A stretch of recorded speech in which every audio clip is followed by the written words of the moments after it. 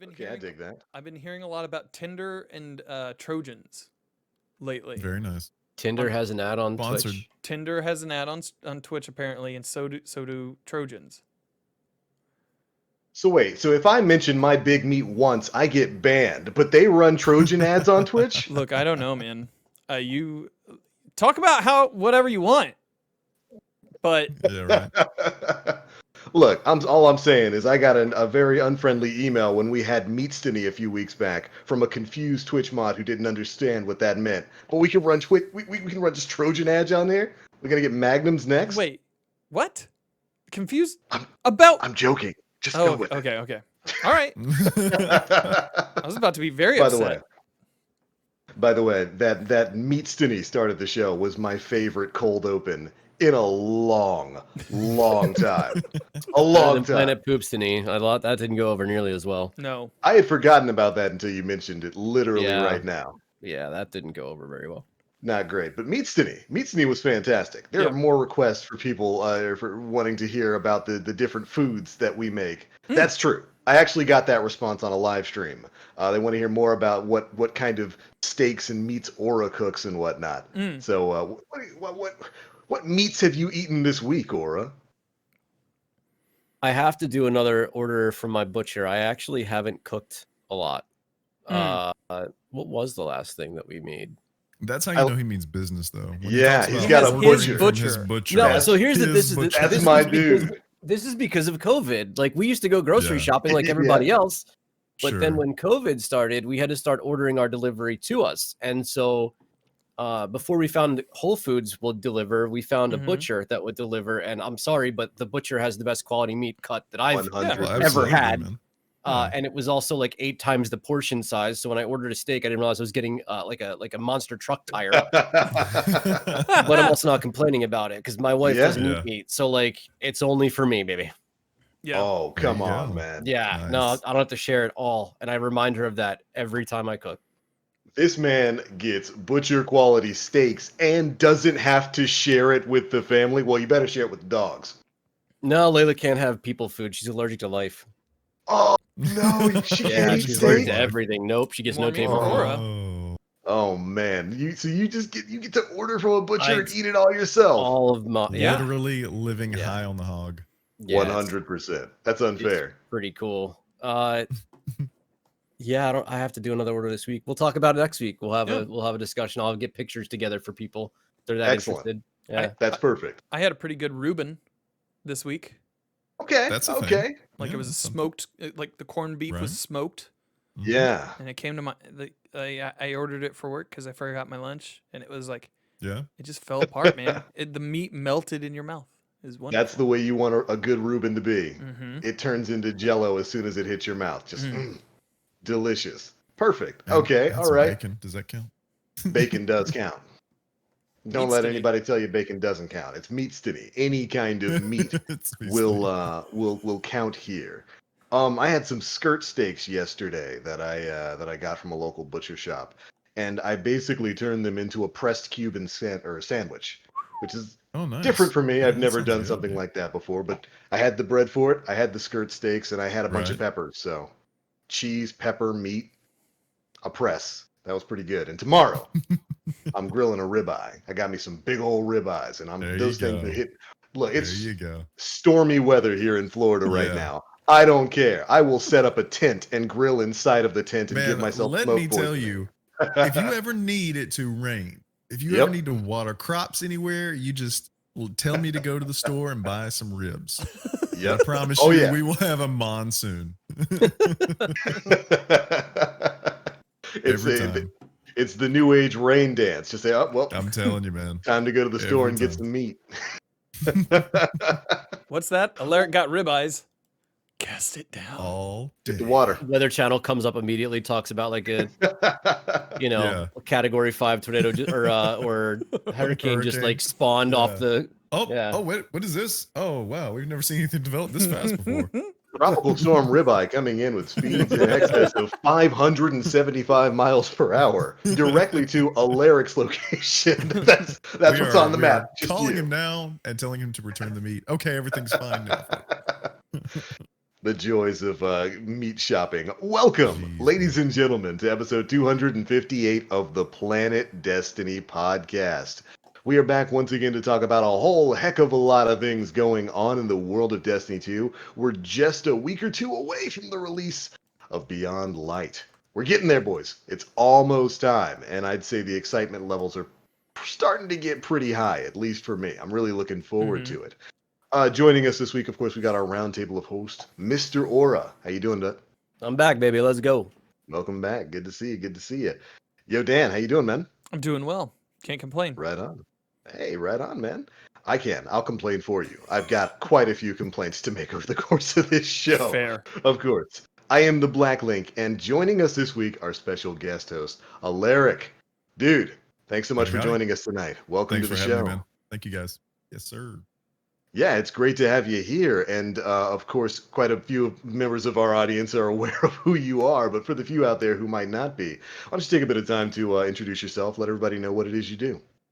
Yeah, so my name is Alarik. I am a streamer of sorts. Primarily play a lot of Destiny, like the rest of us here. Love the game, fell in love with it, back in the alpha days of D1. And have played through, kind of made it my thing. So I love that. That's kind of like my main game. But other than that, I play a little bit of everything, dabble in a lot of stuff. I love classic games, all types of games.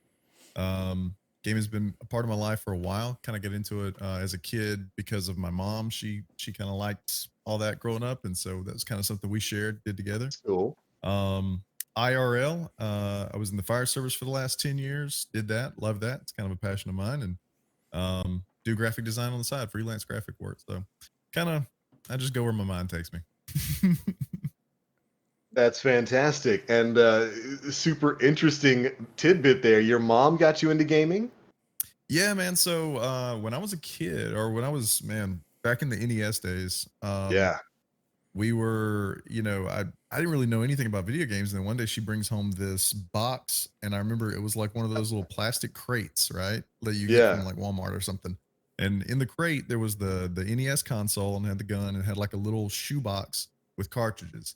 And I had everything from like the regular, Super Mario Brothers, the first one, to we had Zelda in there, and a few other games that were just, pretty much the staples of that system. And we popped in Duck Hunt and Super Mario, and kind of went to town, man, and just had a blast. And it was kind of like our little thing that we did, in the evenings. We would share a few, try to get as far as we could through Mario, try to get to a new land or a new level or whatever. And it just kind of grew from there. I remember we had some of the fondest memories I have as like our family evenings was playing Dr. Mario. I don't know if any of you guys remember that. Oh, But yeah. it was like a like a Tetris hybrid, Like Tetris. where you killed the bugs. Yeah. It dropped the pills, and you had to flip the pills around. I think you can play it on they have a version of that on the Switch now. But yeah, man, we had a really good time with it. And so from there, I think ever since then, I've just been really into, I think that started it. And it was when it, I've always had a fondness because of what it meant for our family. My dad's not much of a gamer, and he's a real, like, I don't know if you've ever seen the show Home Improvement with Tim the Toolman Taylor. Oh, yeah. But that's my dad, basically, to a T. And so he's cars and construction, that's his thing. But it's been nice to do that. Mom always encouraged my creativity, and he kind of did as well. So that's kind of the outlet that it all took.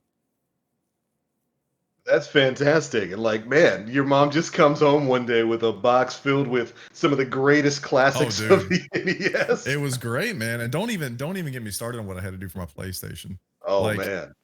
So going through the years, like I said, Dad always encouraged me to work and do my own thing, make sure that I was self-sufficient at an early age. And I remember when the first PlayStation came out, he said, I asked him, I said, Dad, can I get that? And he was like, well, you can work for it. I'm not going to give you work for it. Yeah. I've heard that answer. answer. Okay, well, what can I do for it? It was like $200 or something like that. And I was like, what can I do for $200? He's like, well, I've got an old rusty, and he had a race car frame of a race car, right? The body of a race car. And he said, well, I just bought the roll cage for that race car outside. It's all rusted up, painted like 500 times. It's literally a 1/4 inch thicker because of the paint that's been on there for 20 years.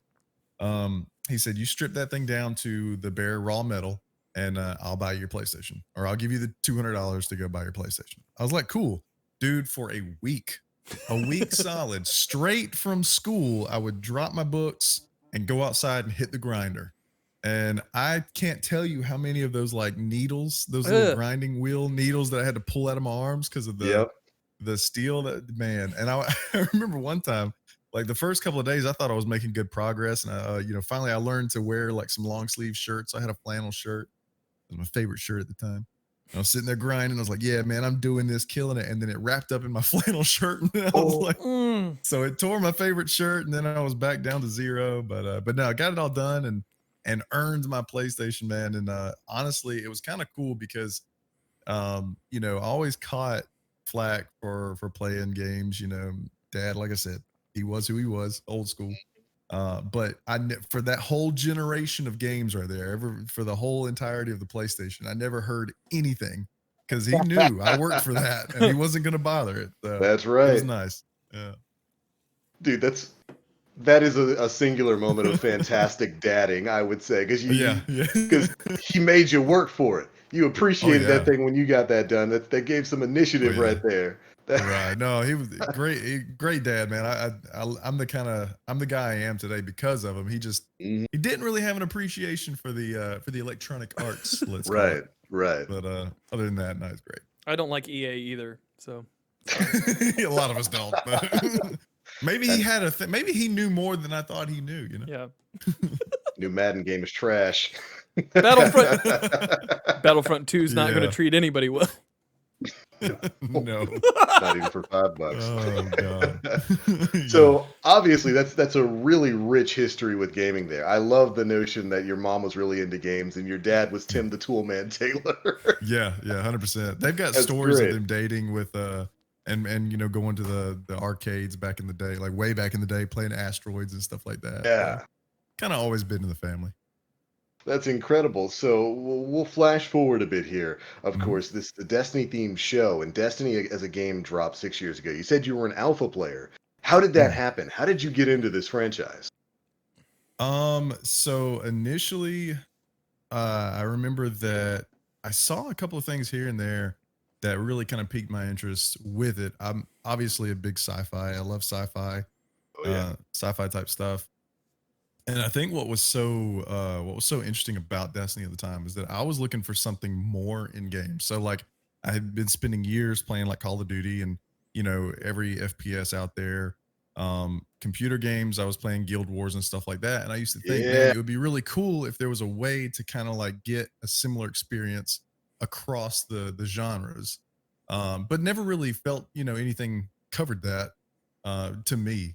And then I remember I played the alpha and we downloaded it up, and actually a buddy of mine also got in, and we played we played in the Cosmodrome, literally doing nothing but collecting spin metal for freaking hours, man. I mean, we were collecting spin metal like it was like we were gonna get paid for it. And and so but the game, I remember several things about it at the time. It was the feeling of exploration, right? That was like, I love Indiana Jones, is one of my favorite, movie franchises. The idea of exploring, being like a sci-fi Indiana Jones, just explorer and protector. That was just such a dope concept to me.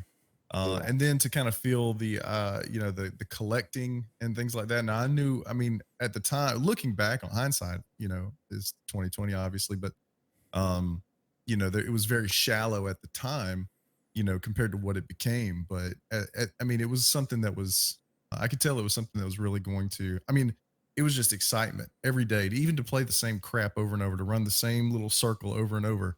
It was just excitement to play it and hop on your Sparrow, and then from there, when the game finally came out, dude, I'll never forget, man. There are moments that I'll never forget in Destiny. And as passionate as we get, and sometimes, you know, negatively so, where we get upset about things about this franchise, I think that there's things that this franchise has done for a lot of us that we need to really remember, because they're big moments in gaming, because you know there's not too many games that will move you emotionally on a regular basis, and it's, you know, and stick with you for years. And this is one of those games that does that. And I remember, you know, being you know, being awoken by your ghost for the first time, right? Mm.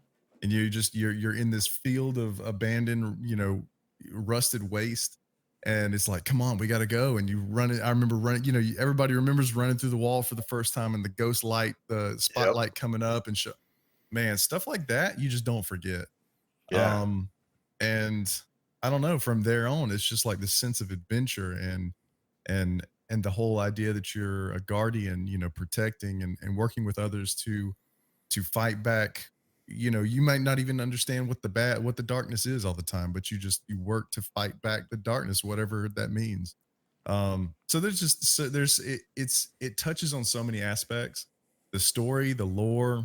And I think that was one reason why it caught on to me. And I think for a lot of people that caught on early, they had to be the kind of people that were willing to do the research outside of the game, experience the game outside of the game, because at the time that was how it was built, and that's all we had, like it or not, you know.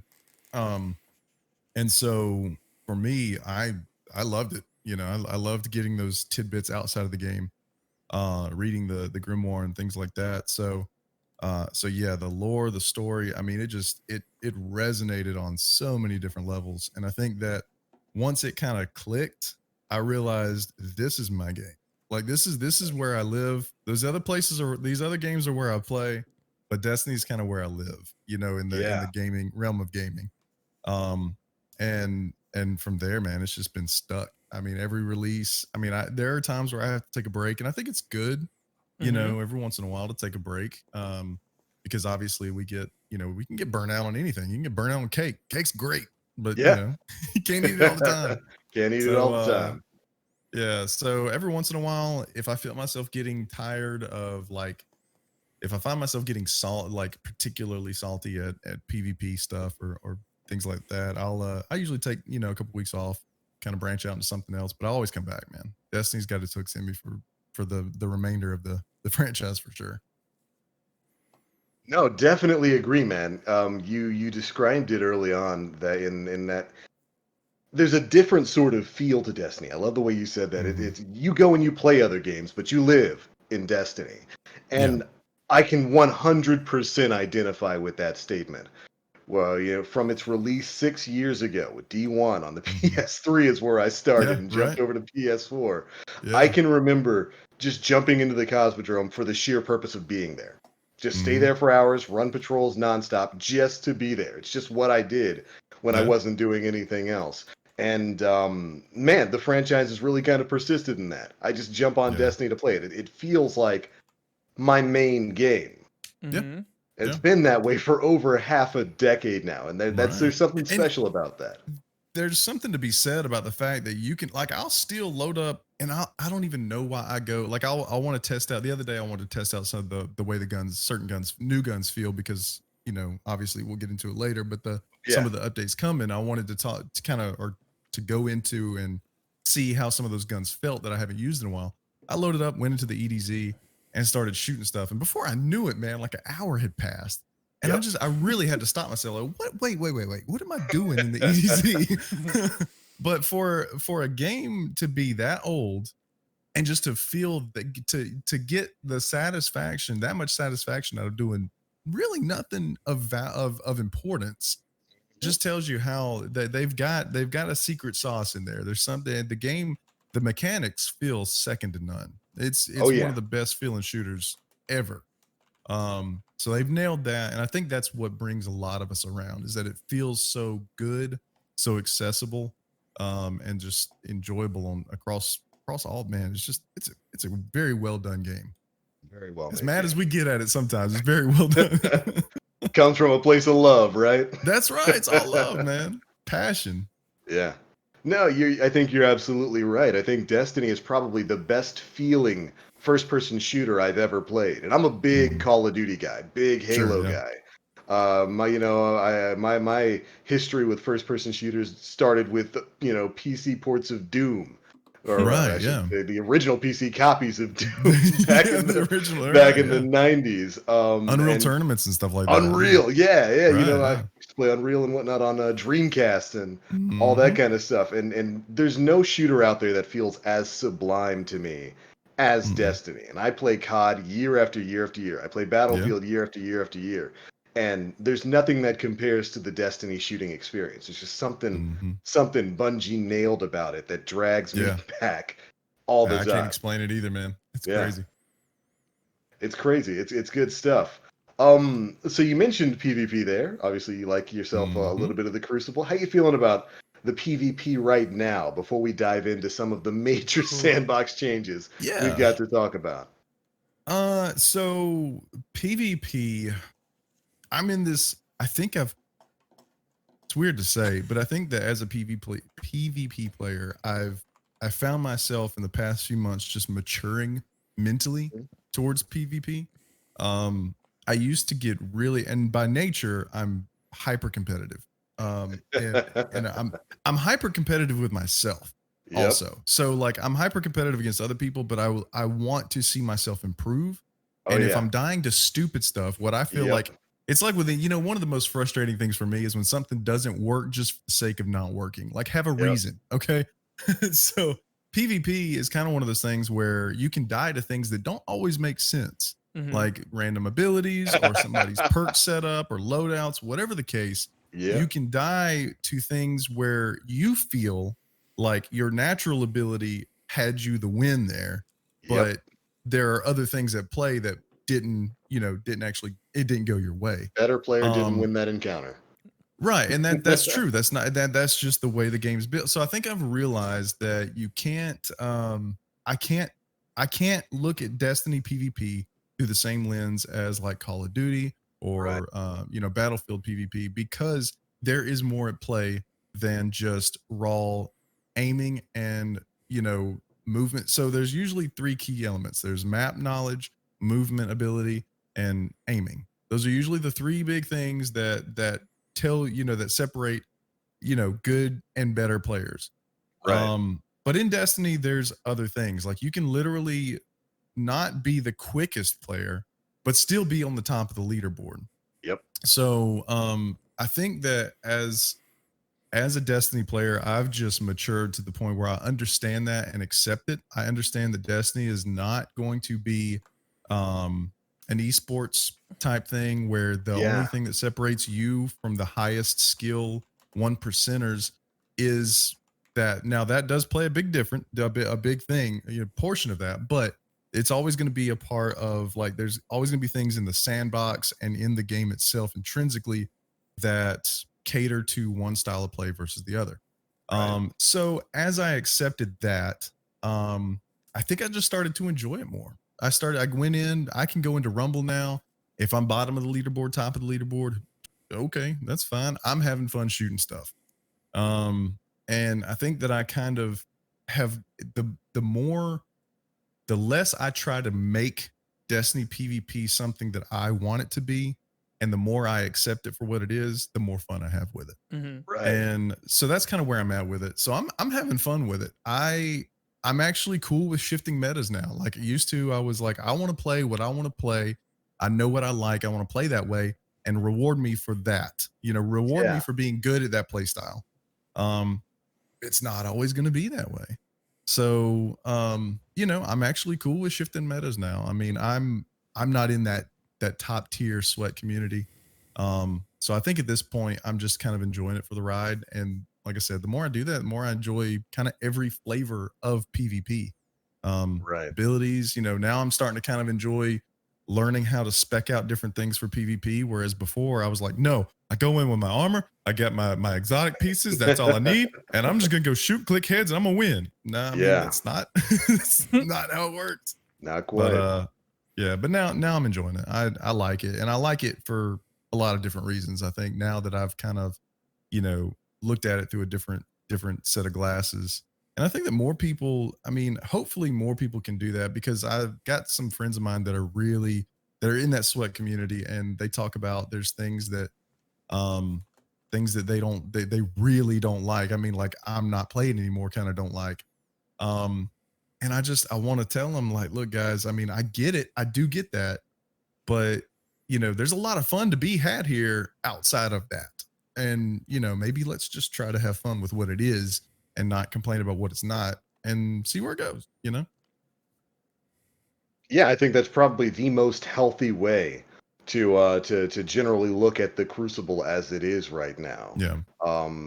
Rather than, like you said, focusing on the many things that can Yeah. cause encounters and weird things to happen in the game. It's not Call of Duty. It's not. Yeah. I've said this for a long, long time. Destiny isn't a competitive shooter. Mm-mm. It's It's not. not.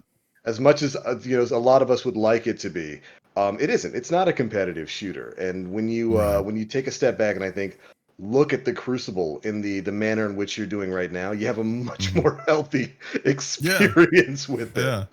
Well, and there's been a lot of people that have said, like, well, the way you look at it just isn't, you don't have a passion for PvP. That's bull Okay. crap. No, I Yeah. love PvP, dude. Like, I mean, I main PvP. Like, Yeah. when I'm done, when I've accomplished the things that there is to accomplish, I don't grind them over and over in PvE unless I'm Right. looking for a certain weapon. PvP fills my time.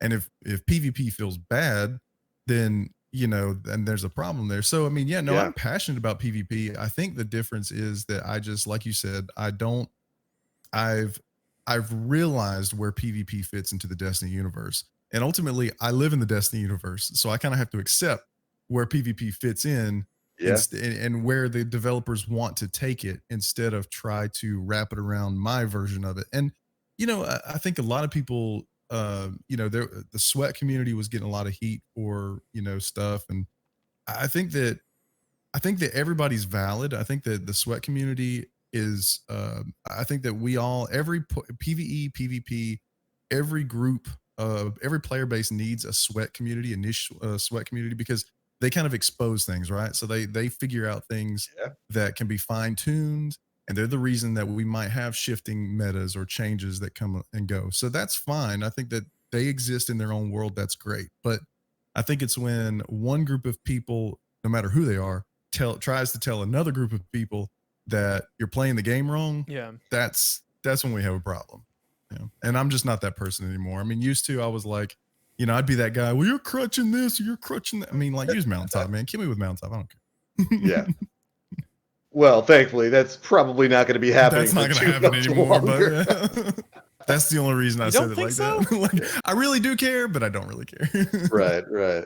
You don't I don't think know, I think Dan. I think the thing that's going to cripple the Mountaintop more than anything is the in-air accuracy. Mm. I think Yeah. that, because the splash damage is painful, but when I go back and think about how many times I've been killed by splash damage, it's not as much as direct hit damage by a warlock specifically floating through the air. AC 130 inbound, 11 kill streak going. That's right. Yeah, well, we'll get into that. And you know what? Why don't we go ahead and jump on over to some of the Sandbox talk, and we'll do some of the raid stuff at the end, because by far this is going to be the media section of tonight's show. Because of course, in this week's TWAB, we got Sandbox changes, baby. Oh boy, and did we. oh yeah. boy. Oh boy, we got a lot of changes. Most of which I think were pretty good. I think a lot of the hand Let me cannon switch my changes are going to be monitor interesting. into portrait mode so I can read Yes, these it changes real quick. Get the entire list of them. So they started off with what, hand cannons, Yes. making a lot of pretty big changes to hand cannons. You have that pulled up, Dan? Yeah, absolutely. So it looks like hand cannons, we're making changes to give hand cannon subfamilies more diversity and more reasons to use each. Aggressive frames, they increased rate of fire from 110 to 120. They broke out aggressive hand cannons, allowing custom tuning of stats. Damage fall off for 100 range in the subfamily now starts at 32 meters. Whoop. We have adaptive and precision. Range stat now has more impact on minimum damage fall off range for both archetypes. Damage fall off for 100 range now starts at 25 meters, was 20. Precision hand cannons, 180 rate of fire magazine scaled up by 37%. This also affects exotics with that rate of fire. Lightweight folded into adaptive. I think that's like the biggest change overall. Moved all lightweight hand cannons, 150 rate of fire, to the adaptive subfamily, 140s. This includes Luna's Howl and Not Forgotten. One exotic hand cannon will retain 150 rate of fire. We aren't going to leave it to speculation. It's beautiful. It does solar damage. It makes enemies explode. It's Sunshot. Those are all the bullet points. So before we let's just back up a minute. Okay. 110s go into 120s. Yep. Hooray. I'll take it. When they mention the damage fall off for 100 range, to me, 100 range means you have a max range roll. Yes. I don't know why they phrase it this way. Bungie. Why can't you say max range? So the max range for 120s is 32 meters. It's got to be 32 meters. You're going to have drop off on your damage. Yeah. Which can it one shot a dreg? Can I get a hand cannon that one shot? That's my meter stick. That's where I'm starting. Can I one shot a red bar enemy? Right. Please. You should be able to red shot a drag. Or one shot a You should be able to one shot a drag. Without damage perk active. Like, please give me a hand cannon that can kill a red bar enemy in one shot. So it's a 120 would fit that. Very weird, man, that they didn't mention any sort of PvE damage changes or any of this TWAB. It's all distant range. I mean, if I'm 3 feet from it, I'm still doing the same amount of damage as if I'm 32 meters, right? There's no difference. So what is that damage number though? If you're going to increase the fire rate, is it staying the same? My damage I hope so. Gone up, but at 120, like I'm going to start firing now, and I'll finish my magazine at the end of the show. Pretty much. Well, so here's the thing about the 120 110s actually. So I went in. That was one of the things I was testing out to see how 110s were going to feel. So if you sit down with like a 110, and there are some that are obviously more, I guess, depends on the weapon itself, but I think I had, it wasn't a Kreml's. It was the one you get. The best 110 is the Duke, hands down. Okay, so the Duke, I agree. The Duke is great. So if you sit down with a Duke and you sit down with the Ace of Spades, right? If you're kind of shooting at the same grouping of enemies, the 110 in its current state doesn't. I feel like moving it to a 120 is going to really help you reset. It's going to make a change that that we are probably not thinking. It's going to make a bigger difference than what we probably think, because it allows you to reset quicker. So that's going to feel good. The only thing is, I'm with you on the damage. The damage makes no sense right now. Like the fact that you can't one shot, and I think that's always been like an issue with scaling, though. I think Bungie still doesn't really do a great job at scaling PvE stuff, but yeah, I don't know, man. We come from the Vault of Glass hand cannon because my brain is shot at this point. That's where we come from. Fatebringer. And like that's the bar. And you set that bar 4 years ago, right? Like 4 years ago, that bar was set. And I think the Midnight Coup came close. The Midnight Coup is probably the next best hand cannon that we saw, but that was a double primary meta. Where they have to do more damage to red bar enemies because we don't have a special weapon. And so like that might have been an imaginary bar. And we just want to get back to that. Having a bullet hose that shoots a billion bullets and tears through enemies is fun, but there are players out there that have the skill for precision accuracy and can be effective in PvE environments with it. And that's missing from the sandbox right now. And all we're talking about is a range difference.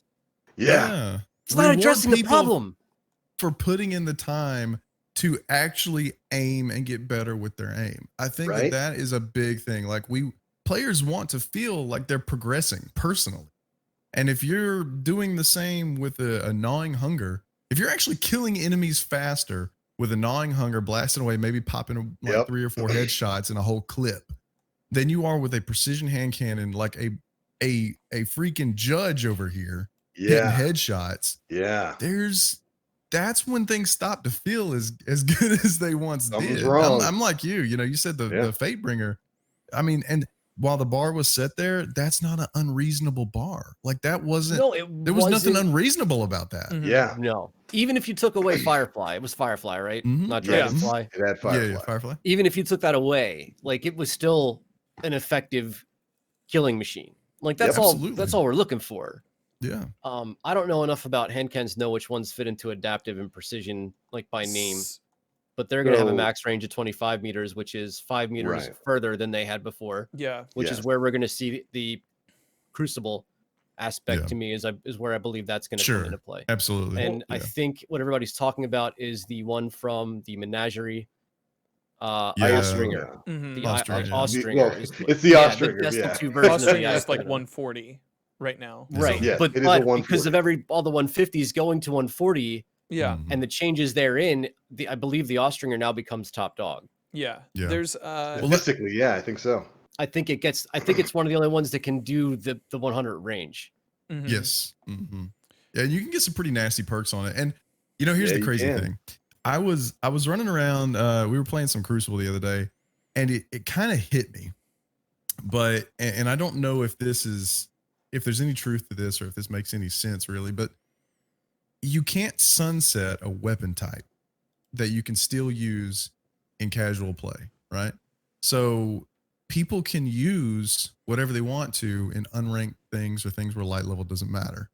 So in a sense, them moving those aggressive and lightweight hand cannons into the adaptive and lowering the rate of fire was their way of sunsetting those aggressive hand cannon players. Yeah. Mm-hmm. And I think that's the only way they could do it. And so it's forcing it kind of levels the playing field a little bit more. I worry about that, but I think that's a part of the reason they did that is because again, you can't tie a number to that and stop somebody from using it in regular game mode where light doesn't matter. No, I think you're absolutely right because of course the 150s were the king of hand cannons in Crucible right now. And I think this is an interesting solution to that problem because they all but invalidated the 140s. The only 140 that stood out was Ace of Spades, and that gets blown out of the water by a lot of other stuff right now. Yeah. Mm-hmm. So I thought it was an interesting solution to take basically that entire archetype of hand cannons and just put them in a different archetype, move that rate of fire down. I think Bungie should have taken some time to explain if that's going to affect like the stability on some of these guns, like the service revolver and stuff like that. Oh, sure. But part of me wanted to say, well, if the 150s were just eating the 140s alive, why didn't you just take the 140s and put them in the 150 category?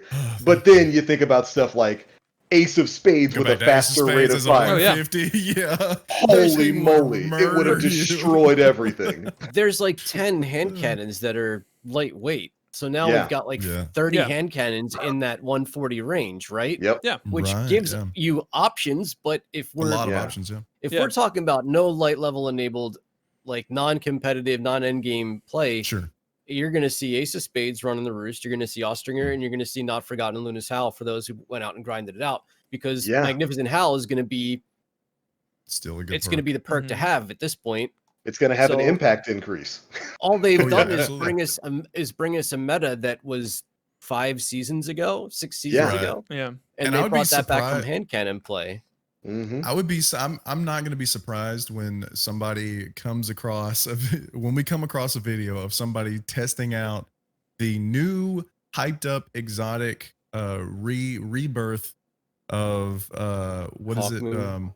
Hawk Moon. Hawk Moon. And they'll compare it to Not Forgotten, and because Not Forgotten gets those buffs, and Hawk Moon's is intrinsically built into the last bullet of the magazine. You might see instances where the Not Forgotten is going to kill faster because they're both in the same, they're 140s. Right. Yeah. So you might see cases where this legendary is more exotic than this exotic. And that's always kind of been an issue with Destiny and them finding their fine-tuned balance with stuff. Is like when an exotic doesn't feel exotic, I want to pull all of my skin off. Like it's so frustrating. Yeah. So the other thing that they say is that they just wanted things to be a little bit more balanced in terms of time to kill between the two classes, the 140s and 150s, but nobody's out there competing against that. Like the higher tier player who runs a hand cannon in Crucible is mostly competing against auto rifles. Yeah. Yeah, exactly. So their focus group is on the wrong fight. Like we want to be competitive against Gnawing Hunger with a hand cannon. Yeah. I don't want to be competitive against a Kindled Orchid user. I want to be competitive against the Gnawing Hunger player. You know what I mean? Who's going to kill me faster regardless. Right. Yeah. I want to be rewarded for using those high risk, high reward. You know, we need that. We need that high risk weapon. You get a high reward for being good with it. You know, it's kind of like the old, what was the rifle back in the day? No Land Beyond. Yeah. Where if you missed, you were severely punished. Yeah. But if you got good with that thing, you were knocking bodies. Yes. It's good stuff. Love stuff like that, man. Yeah. It just feels like it's a weird. It says it pairs nicely with upcoming changes to 600 rate of fire auto rifles. More on that below. So So we'll get to that, but no, I think you're absolutely right, Aura, because like the king of the ring right now is clearly the auto rifles, and making the hand cannons more effective at competing with those rather than competing with themselves is probably a more interesting thing. I will say, I am very much looking forward to a Thorn with higher impact. Oh boy, because that's what's happening here. Thorn's a 150. It's becoming a 140, and I'm assuming. Yeah, it's going to be that. I think Lumina's a 150. So it'll be interesting to see Lumina exactly feels how those good work. though. So that might feel really good as a 140. Yeah. Yeah. Dude, I'm curious to see, like, I think everybody's going to jump into just defaulting to the Sunshine because, higher rate of fire. Right. But, you know, and it's not a bad gun. I think that the explosive rounds are still a little busted on it. I think that it kind of mitigates a lot of the damage, but I think that's why they did that. You know, why they could allow that.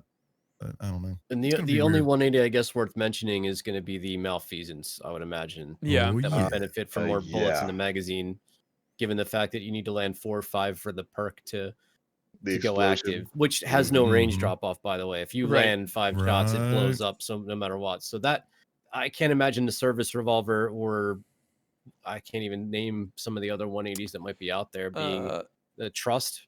Well, there's Trust, but I mean, all the Sweat, Trust. I posted all these in the chat. The Ikelos hand cannon is a 180 and competes in that space. Nature of the Beast. Without even. Oh, Nature of the Beast feels so good, man. I wish that gun was good. I love that thing, man. I love it. Nature of the Beast. I get that confused with the one from last wish. Yeah. Confused. But yeah, I'm curious to see. I think that what we're all, and I'm guilty of this, I think what we're all doing is we're passing judgment on these changes with the equipment that we currently have. Yes. And we are going to get an entire new box of toys to play with. We hope. But word on the street is we're getting an entire new box of toys to play with. And if that's the case, man, hopefully they've done enough testing to where we get some new guns and new feeling things. We're like, oh yeah, this 140 is actually crispy. I like it. So. I hope so. I hope so. I think the extra 5 meters of effective range is probably going to help. You know, range ties into accuracy and all that kind of stuff here in Destiny. So I think I can't remember what the max effective range of 140s was before they nerfed it a long time ago. But I think moving it was up there. The map. It was up there, like the map.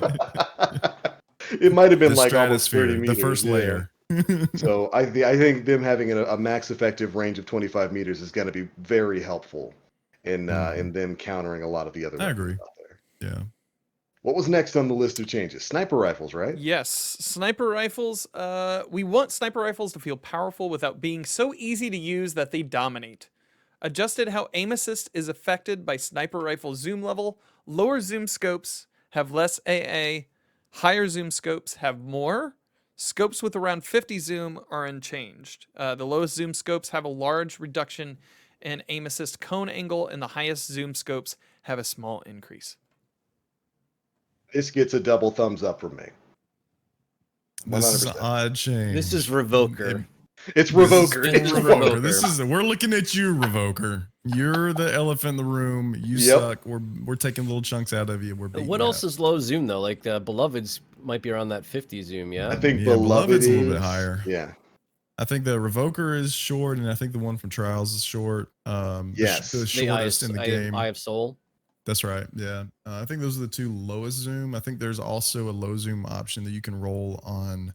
It's the one of those Vanguard sniper rifles that really long looking with the silencer on the end of it. But long. But we all know. We all know what this is for. It's the Revoker. And like, I'm okay with this change because Ikelos is a 45 zoom too, so that's also a low zoom sniper. Yeah. Is it? Oh, yes. is like it? Ikelos That is tranquility. Those that Beloved says it's 40 according to Dim. So where the hell's And Revoker? what's Is it like the- 10? Jesus. Yeah, Ikelos is It's 45, 46. Yeah. yeah, it's lower than that. I know you can see a lot more of the. Tranquility's it's not 45? a big. No, you know it's what? gotta be. Yeah, that's What is 45. that? Anybody have Revoker and Dim they can look at real quick? I think I deleted I it. deleted I pulled mine. it from collections and deleted How it again because dare I you. hate that sniper. Big same. Hold on. Yeah, pretty sure I deleted it multiple Yeah. times because I couldn't stand it. Anybody in chat got that answer? Yeah, so Revoker's zoom is 35. Okay. Yeah. 35. This is 100% a Revoker. Yeah. We're looking at you, Revoker. Well, I mean, I don't know if And anything else Twilight is Oath. 35. Twilight Oath is 35, according to Dim. Okay. Really? Yeah, that would Mhm. make so the well, other one yeah, I but was you it's know thinking what? was trap- Long Shadow. It's a trapezoidal reticle thing that is a little goofy though. The scope itself makes it is a little odd on that one. Yeah. Cool. That's really Yeah, good. so the I'm okay with the that. Long Yeah. Shadow is I want to say that the 52, I Long think. I have one Shadow right here. can have the 52. same. Yeah, I think that it can roll with because it rolls with random scope. I think that it can roll with one that's very similar to Oh yeah, scope Revoker. is random. Yeah. Cool. Yeah, I think that's an even-handed change, just to change the way that aim assist works on these things. Oh, So for the sure. longer zoom Yeah. scopes, more aim assist. Lower zoom scopes, less. Destiny snipers have had baby levels of aim assist basically since the Taken King. Yeah. So I'm not I too think I'm that's not doing too a upset couple of about that. things. I think that it's like you said, it's taking aim at some of the more aggressive snipers in the game Mhm. right now, and I think it's also I don't want to say it's taking aim at controller players, but I think that it's also going to affect the way that they approach it. Yeah, absolutely. And I'm okay with the change. All of a sudden. What? I clicked with Revoker and didn't automatically get a headshot firing 3 meters above somebody's dome. Yeah, I can. I'm the first one. Yeah. I'm the first one to attest the fact that I've hit shots with Revoker that I absolutely had no business hitting. Yeah. And I know I've been reported a few times because It's a silly gun. Odd that they didn't mention any flinch changes or anything like that in the sniper That's rifle weird. They section. don't know how it works. They But- don't know. It's in a with all the YouTube videos out there explaining it. But this is the preview too, though, You right? gotta be like Tom Cruise It and is a like preview. get to the box for the answers and like The Mission Impossible. Yeah, just nobody's gotten to the box yet, dude. They don't know. Oh man, Yeah. This is funny. this is just a preview, though. We know that there's going to be changes that come down the pike that aren't in the preview, Yeah. and we've Yeah. seen that time and time again. Mm-hmm. So, Yeah. I'm worried a bit about other things in the The sandbox. way that the flinch works is there's supposed to be a negative symbol in front of the code, and right now it's just not there. It's just not there. Yeah, because every time you get hit, it gets closer to your head. So like all you gotta do is go in and whatever that number is, just make it negative. Go the other Yeah. direction. Mhm. It's That's it. How would you guys feel about around. D-scope over flinch? Ooh, that was would a make really people cool feature. mad. Halo. I mean, Yeah. it was like Yeah. that was even to be a sniper back in Halo 2 days. Like you had to get the shot off first, or you aren't going Had to to get the get your shot opportunity off. again. And Yep. Yeah. I love that about it because I used to do probably the most competitive gaming I ever did was Halo 2. And like I was ranked 49, like no bullshit, ranked 49 team snipers. And it was all solo queue because none of my friends could keep up. So Yeah. like the fact you got taken out of your scope when you got hit was like just a tactical advantage that if you think about the way snipers work, like that's what we're supposed to That do. We're makes supposed to get sense, the shot off yeah. first, right? But this is sci-fi like space alien Yeah. shooters. So of course Yeah. I can use my sniper as a shotgun because, Why which not? you still should be able to because Yeah, if 'cause you do why this, not? only talks about scope accuracy, so you can Right. still That's true. W key with one and still be effective. Yeah. It'd be an interesting change, though. D-scope on hit. That'd be a big skill It would check. be. That would be a very big skill check because I know people. I've got a couple of buddies of mine that literally they'll run a triple sniper. I mean, like Yeah. I mean, if you got the bullets, why not? You know, Why not? Yeah. Okay, I think next up was I think the Auto change that rifles. most people were looking forward to. Yeah, what is Bungie gonna do with those darn pesky 600 RPMs? Turns out not a lot. In Season of the Worthy, the adaptive archetype, the 600 rate of fire, was given a buff. We're pulling that back a little to keep it in check with other auto rifle archetypes. Adaptives, damage per bullet reduced from 15.75 to a whole 14.25. Prior to the Season of the Worthy, damage per bullet was 13.75. A whole $1.50. Whole $1.50. Is this body shot damage? Is this precision shot damage? Is this? I think that's precision, but they didn't do a good job there of explaining it all. I think that's precision damage. One more bullet needs to land to kill somebody, and if you have a gnawing hunger, you have like 54. Yeah. Well, also you have 0.000002 seconds to get that bullet off. So I think we'll be fine if you're using a gnawing hunger.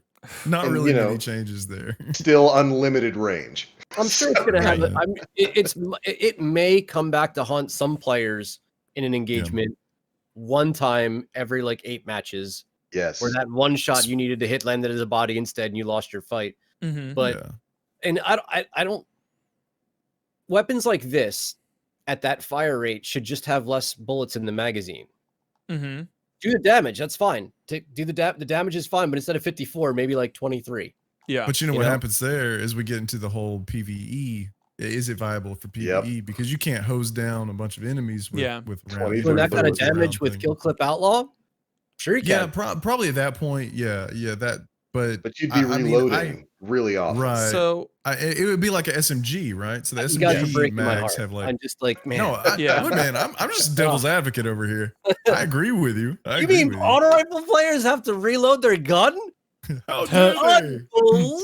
No, dude, I just put on the old perk. What is it, Bandolier, and just overflow at it. Yeah, Bandolier. Bandolier. Sorry. Warlocks walk and you reload automatically. Yeah. Oh, dude, don't even get me started on a freaking warlock. And so looking at this, so I also posted Destiny Tracker's whole auto rifle smorgasbord up there.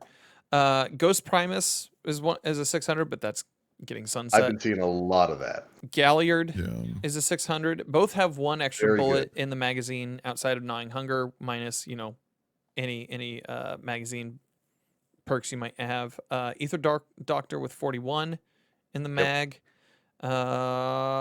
Looking at, let's see, Suros Regime only has 25 in the magazine.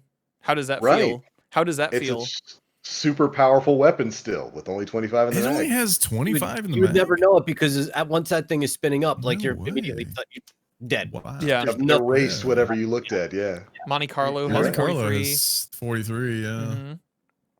So I'm still kind of blown away by the Suros. Hard Light 49. Yeah. Very small magazine, especially with a perk like spinning up, How fun was it for like 3 weeks of Hard Light being good? It wasn't fun. No, that wasn't a lot of fun. Oh, man, no, I did get that. It turns out I did get that memo. It was fun until Trials. That was a joke. Didn't it have more than 49 at that time, or no? Did they bring that? I feel like they brought it down. Yeah. Because it had a lot. It had an unlimited magazine. It did have a lot. It had a lot.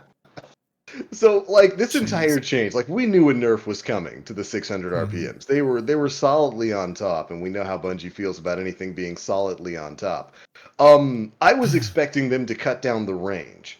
I'm glad they're not nerfing the archetype into the ground. I'm very happy about that. But I don't.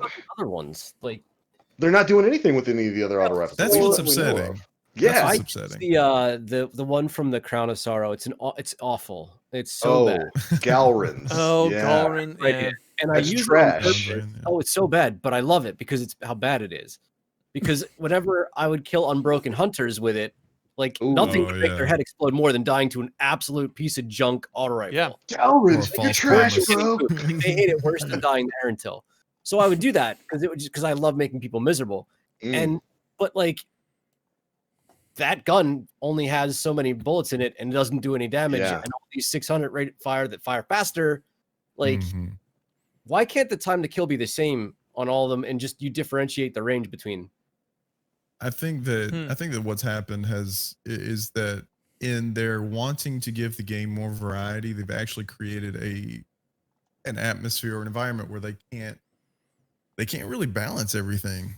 There's too many options. There's too many variables in the gun archetypes, and I think that that's actually that it's nice to have new stuff to play with and a variety, but I think that we've got a problem in that literally we've got 450s, we got 600, we got 360s, we got 720s. And at this point, none of them are. It's like they just put numbers to these weapons and threw them in the sandbox, but didn't actually sit down and say, okay, wait, I need a reason for this gun to yin and yang to this gun, this archetype. I need them to offset each other in certain ways, and that way they're still viable in that's across everything. I think that's across hand cannons, everything that we have. I think that has a lot to do. It's an old artifact of the double primary system. Yeah, I think that's probably one of the big reasons behind why we have so many different archetypes of so many different weapon types. I think what Bungie has done here, I think they're testing something when it comes to taking the 150s and merging them into the 140s. And I could definitely see that happening for auto rifles as well, because we've got, 4 different archetypes of auto rifles right now? Yeah. We probably don't need that many. But I think that's a relic of the dual primary system, because I think there was some like you can only get certain RPMs of auto rifles as kinetics and then certain ones as energy weapons. Right. And I think that what we like you mentioned, we have 4. I think that what you need is you need something for like lower skill players that can use it range, they hit hard, and they reward a slow but steady hand, right? So at range. You got things like the 600s, which can outgun. They can kind of perform in the middle, and you can kind of play where you want. You can get in where you fit in, and depending on your play style, do really well. And then you got very, very aggressive, a version of that with the 720s, which we should just call the hose. Submachine guns. Submachine guns. The same way that 180 should just be called sidearms. 180 hand cannons should just be called sidearms. Yeah, and 100%. I mean, I agree. If there was going to be a and see if there, you, I mean, those that would cover your 3 big play styles, right? Like hyper aggressive, your mediocre, and then your low skill but takes the time to aim right. And everybody can have fun with that, man. Like why do we need all this other stuff? Fluff. No, I agree. I think that Bungie would probably be they're about due to revamp and rethink some of these archetypes that we've got here.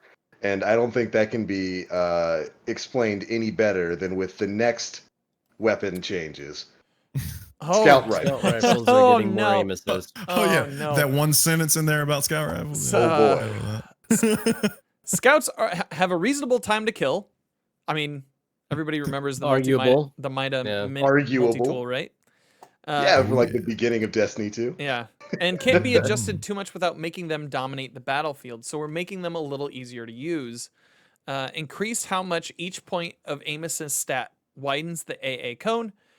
At maximum, the aim assist cone is now 15% wider. Interesting change. So basically, they narrowed the sweet spot. Is that how? Did they narrow it or increase it? I think. Well, if they're easier to use, does that mean that they make the cone larger so that you can fit more in it? The area that you can hit, you can get that headshot is going to be more graceful, right? Yes, okay. So instead of snipers, you're going to have scout rifles. But that's why they can't actually they can't buff scouts too much, and that's why scouts are just, it's so unfortunate to be a scout rifle lover. And I love a good scout rifle, man, but it's so hard to be that because I definitely understand why they can't buff scout rifles too much. Yeah. Because at a certain point, why use a sniper rifle? If I They would can, destroy. if I can destroy somebody with 3 headshots from a scout at range, and I'm not worried about ammo economy, why the heck would I run a sniper? You know? Right. I'm okay with it. I don't want to see more people using scout rifles at all, ever. Like even the occasional Jade Rabbit you come across is a little bit too much sometimes. Yeah. Because it feels like those so players never move, and it feels like it's harder to close the gap because they're just planted. They don't. Yeah, absolutely don't. Yeah, that's they play to that. I mean, that's what it's built for, and I think that's why it's a great weapon, but it's unfortunate that it can't be a great weapon, if that makes sense. Yeah. Mm-hmm. Yeah, it's going to be definitely an interesting change. There are some high aim assist scout rifles out there. Mida multi-tool, Jade Rabbit, dude. Like Mida's still going to be the go-to, and I love that. It really is the multi-tool or the way that. Yeah, absolutely. And that we've got another change to the mini tool coming up, which should make Oro really happy because he has been questioning about this for a long time. I can't tell if the Baroque can be brought forward or not, though. Like, no, I like the Baroque one. So the normal. But they said they're gonna sell a version in the tower, and you'll be able to get random rolls on it. Is that correct? Yes. Yeah. Essentially. Oh, well, so dude, I'm good. It's coming. Yeah. It's coming, baby. Someone's got to take the place of my ruinous effigy because Bungie just decided to fist me. For whatever reason. I feel you. Me in particular. Yeah. Well, and they're doing that for that as well as Drain. Drain, yes. Yeah. Or Drawn, yeah. Yeah. So, next up on the list, rocket launchers. These heavy weapons currently have a very low reserve, so we're adjusting that. We expect to take another look at rocket launchers in a future season. Increase reserves by 1 or 2 rockets depending on inventory stat. So Wardcliff Coil is going to be... Oh boy. That and truth. Mm-hmm. Oh boy. But like every other rocket's still completely worthless. Yeah. This still isn't going to help rockets. And thankfully they said that they're going to be pushing out other updates for it as the season goes on. But like, good Lord. Rockets ain't where it is right now, and it's really not. It doesn't pay to run a legendary, and I'm sorry, but an exotic is not even an exotic rocket launcher. Generally, is not even worth the exotic slot. Yeah. Yep. I literally only used an exotic rocket in Mayhem. Mm-hmm. There was a brief time when you could kill Nokris without the immunity phase using Wardcliff. And that was about the only time that rockets and Sins of the Past in the very beginning. Yeah. The very beginning of Destiny 2. Yeah, and that's really about it. Unless you play Gambit and you either deal with Xenophage or Truthers out there. Mm-hmm. Yeah, those are the 2 things. And those Truthers. And I think the cold hard, easy to figure out truth of it is there's no real perk combinations that make rockets worthwhile over your falling guillotine, right? Or your LMG until Beyond Light. We'll get there. But even then, I don't know. And like, it doesn't seem that difficult to me. It doesn't seem that difficult to figure out, in my opinion. I went back and I played a lot of D1 this week. I had a lot of D1 live streams. And I whipped out the Hezen Vengeance and was just annihilating on strikes. And it was great. You could carry, it had tripods, you could carry 3 rockets in the tube, you had plenty of reserves, and it had, cluster bombs that actually dealt damage. That actually worked? Yeah. That actually worked and dealt damage. And, when I ran PvP, it was the tripod and the grenades and horseshoes. Bungie already has the tools available to make rockets good. They just aren't using them. Similar to scout rifles. I went back. You want to know how to fix scout rifles in PvE? Go look at Vision of Confluence. Go look at Hung Jury. Baby. That's how you fix scout rifles in Hung PvE. Jury, man. And I don't remember know why. back in the day, I was sitting there trying to preach. I made myself a nice little pine soapbox, and I got in the middle of the tower in front of all my friends. I said, "Go buy, hear me now. Go buy the Hung Jury that is being sold by this vendor." Can I get Dead Orbit one? Was that the Dead Orbit? Amen. Yeah, Dead Orbit. Yeah, it was Dead Orbit, dude. Because I was using that thing from day one, and it was like in my group, it was my little secret. I was like, look at these guys explode. Look how good this thing is. And they were like, man, what is that? I was like, oh, it's just a Hung Jury, man. I found it random. Hung Jury. And it was so good. That junk was so. It was good. How and did you like feel they about have oxygen? the blueprint here. Jeez. All right, well, I guess that's it for me. I'm gonna head out. Sadness. Rest in peace. Sadness. Scout rifles are Pain. garbage, and they need a PvE buff. A huge PvE buff. Good lord. Bungie, Yeah, you they have do. the blueprint. You know how to make these things good. Do it. Going into other changes, we have perks outlaw the reload speed increase. Felt insufficient with certain subfamilies and combinations. Can't imagine of roles. why. Can't imagine What? why. No. Can't imagine come- why. They increased the reload stat bonus from 50 to 70. Friendly Thank you. reminder. Yeah, that's a Friend- good change. Yeah, friendly Yeah. reminder to everyone listening and watching right now. Bungie nerfed Outlaw a few seasons ago. You remember? Yeah. When they went into Yeah. that big long diatribe about how reload works and all that kind of stuff, which is cool. I like to see behind the scenes stuff, but they nerfed Outlaw. They're basically undoing part of that nerf. Yeah. Of course. Thank God. And they should. Yeah. That's gonna be a big deal for these 140s that roll with Outlaw. Yes. Like these hand cannon or excuse me, these 120s. These 120s that roll with 120s. Outlaw. Because man, when if you're getting a buff to reload speed, you're just popping shots off. Duke That's is gonna be nasty. Duke's gonna be nasty, bro. Can't wait. For Merciless, they increased the inventory stat from 36 to 55. This increases reserve ammo. We They take that. could have just said we increased the reserve from Yeah. 22 to 27. Like Mhm. It's got more ammo in reserve. There you go. Yeah. That's what that means. Yeah. Here's, Now, well, is I mean, reserve is that how is much for- I can carry. You can right? hold, yeah. Not what's So in the that- magazine. Right. Yeah. Yes. Reserve. We are talking about the fusion rifle, right? Mhm. Yes. Is they literally could have that bullet point could have said removed Merciless from the game, and I would have been just as fine. You'd be sleeping on an insanely It's a powerful good weapon. Look, I gun. get it, it's great, but man, I'm not using exotic slot for that. You wait. I Now, went there through might be Niobe some Labs with that changes. thing, and I cut through everything like butter. Yeah, I was done it's my strong. side before everybody else. Okay. Don't sleep It's on powerful. Merciless. Yeah. I know it's nasty, but I think it's one of those things. It's one of those guns that slept on. People just Yeah. it's not Yeah. in the forefront. I remember Mhm. it was almost the Yellerhorn for It was bathroom. absolutely for Mhm. the yes, for the bathers. bath. It was Yep. just like Yeah.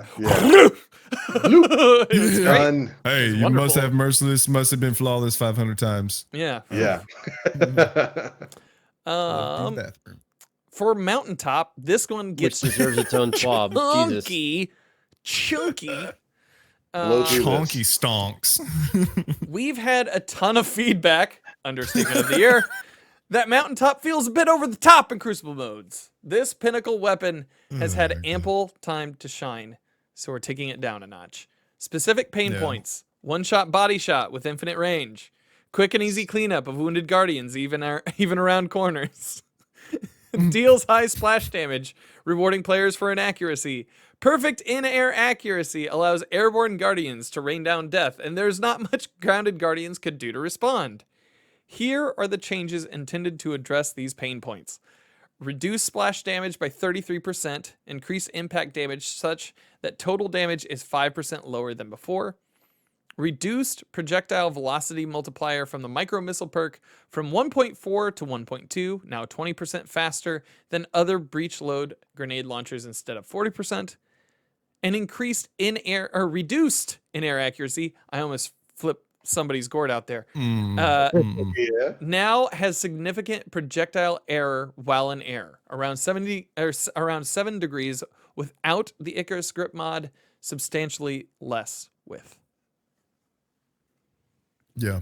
Good changes. That's Good gonna change. be- I mean, I appreciate that they just basically came out and said, look, guys, we get it. We know it's over. We know it's a lot. And they just came out and said it. We're bringing this thing down. We're nerfing it. Yeah. We're nerfing it.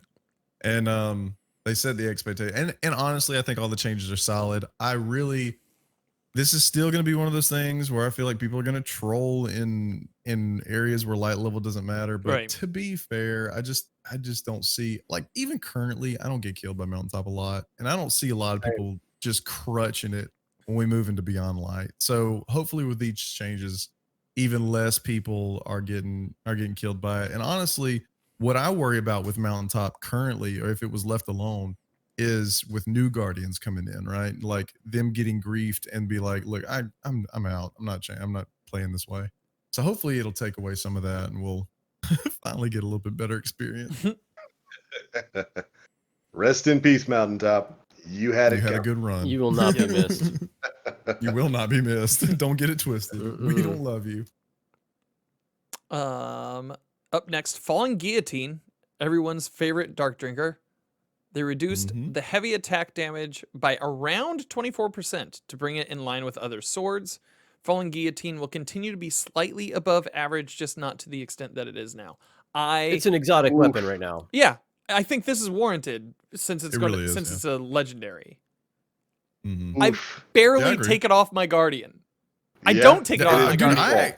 I actually run it PvP, not because I use it, just because it's like literally just always in that spot. Yeah, they're it still just owns that spot. They're still Relentless and Whirlwind and Jagged Edge and the other stuff that you can add in terms of a build to get some of that 24% back. I'd imagine that 24% isn't like a blanket thing. If the stock attack is 24% less, there's probably a way for you to get some of that back. Yeah, the heavy attack. There's probably a way for you to get some of that back with some of the builds you can do. I know that there's perks that are specific to armor 4, sword damage, and ammo. Forget what they're called. But there's probably going to be a way to capitalize on that, plus other things, debuffs and buffs and whatnot. So this is warranted. Yeah. A fourth of its damage gone. It just means you spin a couple more times, TBL. It just means you have to learn how to block the stomp mechanic. Yeah. So you can continue swiping. There we go. Dude, can we talk about stomp mechanics real quick? When do we not? Get rid of them forever. Why are we encouraging? I think my biggest thing that I want to know is why we're encouraging the use of close quarters heavies while making it impossible to use close quarter heavies. Like, what? Go into the prophecy dungeon one time. You let me know how many times you attack the final boss with a fallen. Now I get that, it's cool to have encounters that are different, that kind of force you to use different things. But it's like that whole argument with, when they knock sniper damage in PvE down. Yeah. And they took out the Izanagi's, people that were working with the Izanagis, doing the reload mechanic. And my God, I tell you right now, the mountain of soapboxes I have in the corner about white nail perk, the white nail perk on the Whisper. Dude, why would in the world would you put an exotic perk on a weapon and then say, you know what? That perk works too good. I think I'm not going to put that on that gun anymore. We're going to get rid of it. We're going to nerf it. And now it's going to feel exactly like triple tap, just with a couple of more bullets. Yeah. Dude, worthless change. It's just, it's an exotic. Let it be exotic. You got to let it fly, man. Got to let it fly. I feel the same way. I'm still mad about the Whisper change. Like, it's dumb. It's the exact same thing they did in D1. The exact same change. Right? Oh my goodness. We were pissed off at you then. Why are you doing it again? Why would you do this again? Weird. It's weird to me, man. Mida Multi-Tool and Mida Mini-Tool. The Mini-Tool moved the Mida Synergy trait to the intrinsic, similar to how the Baroque version works. Added the following perks: Hipfire Grip and Kill Clip. Note, there is an issue with the Masterwork on this weapon that prevents it from being upgraded. This will be fixed in a later update. And the gunsmith will begin selling a version of this weapon on November 10th with no infusion cap. There it is. Yeah. Would drop. For Drang, move the Together Forever trait to the intrinsic, similar to how the Baroque version works. Added the following perk: Accurized rounds and moving target. Yada yada yada. Now to the one that's gonna bring a tear to Aura and TBL's eye. Ruinous Effigy. The transmutation spheres. They reduce the damage of the aerial melee attack by 25%, significantly reduce the damage of the drain effect on enemy combatants. They didn't even give a number, guys. That's the bad just significant. And when Bungie says significant, That's my biggest problem here. One, they're already nerfing the aerial damage on this thing by a fourth of the damage it does right now. But when they say significantly, notice they don't give you a number there. That's for a reason. That's because it means the drain attack, which is the overshield that you can get, is going to basically have all of its damage removed. It's going to be useless, man. Like, why even have that on the gun? It's going to be useless. And I don't know why. Why they would do this. Ruinous was a good boy. He didn't mess with nobody. He wasn't causing no problems. You've heard nobody. Nobody in the community. When nobody in the community is saying something about a gun, one of the weapons, then that tells you that it's just not a problem. They pulled my data from the Infinite Forest runs, and they saw me wipe entire rooms. They saw me wipe entire rooms in 30 seconds with the blinding drain that's attack. bad. And I mean, I can clear. It was such a multi-purpose, powerful tool. So good. But one or the other here. First of all, the aerial melee attack really wasn't all that special. It really only came into play once you had drained and you were at one ammunition, and then you could do it. Did the slam. There's a bunch of different ways that you could make this be less powerful. You could reduce the ammo you get by picking up the orb by making it relegated to the enemy you kill. Whereas if I kill a red bar enemy, I get 15 ammo. I get 10 ammo. You're out of it. If I kill a yellow bar, I get the full 25 it is. You could do something like that. You could reduce its range because it's a trace rifle. It's powerful as hell. You could actually make it do less damage, so you're less likely to generate a transmutation sphere, to be correct. And so the thing about this is you put yourself in jeopardy going after that transmutation sphere. And in areas where there is a significant, for instance, a contest mode, I'm not going to be able to get to it. Right. Yeah. To be able to use what this tactical advantage where it gives, where it blinds, where it drains, where it gives me health, and I can actually do damage at the same time. And it blocks that blinding effect. Did that have an effect on bosses too? Would it blind bosses? It would negate the stomp attack. Yes. It would not blind. It wouldn't blind bosses, but it would negate the stomp attack. So if they stomped and you were blocking, you didn't get knocked back. Wow. Okay. I wonder how, several people have already touched on this in chat. They're like, someone in testing must have destroyed something in the upcoming raid with that gun. Yeah. Makes me wonder if it breaks something with a stasis combo. I'm willing to bet that if they keep Ruinous as it is, it breaks something in Beyond Light. Oh, could you imagine if you froze a field of thrall or enemies or something and ran through with the bloop? But you don't need to. They could be free moving and they're still dead because I mean, I had free roaming everything in the Haunted Forest when I was doing the runs for the Triumphs. It didn't matter what enemy type it was. I could close the gap, get to them and block and disintegrate all of them. So them being frozen is doesn't matter to me. They could be alive and well and they're going to be in the void realm soon anyway.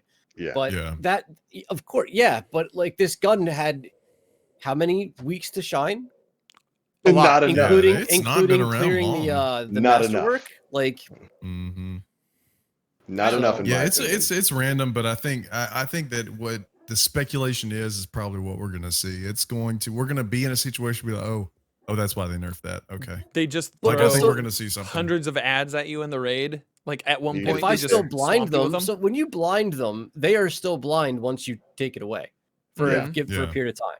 They don't go right back to being full on attack mode. So this is still going to have some use, but in terms of me just being a dominant player with it, which is what I was banking on going into this next. I'm going to be right back to my Mida multi-tool and whatever blinding grenade launcher I can put in the primary slot, I guess.